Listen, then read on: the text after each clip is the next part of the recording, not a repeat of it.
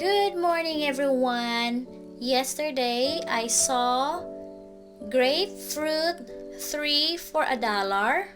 So this morning, I'm going to show you how I make my grapefruit juice at home.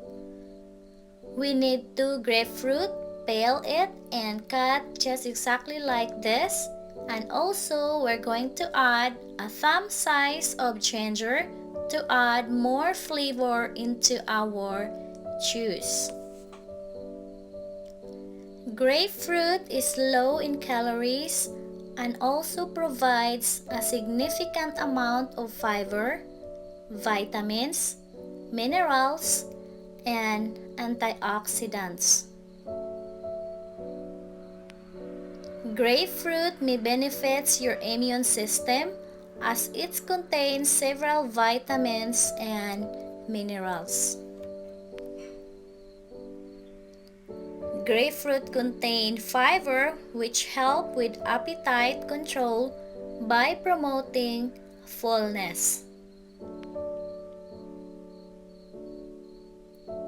Eating grapefruit before meals may be helpful for weight loss.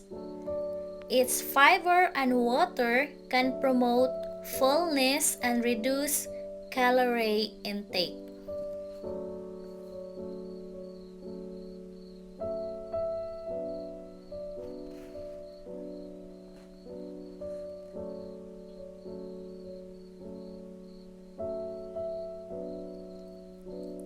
Now we are done, and here is our juice.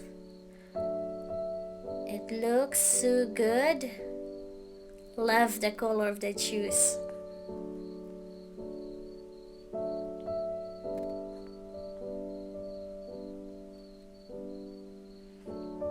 So this is it for today, guys. Thank you so much for watching. I hope you learned something today. Thank you.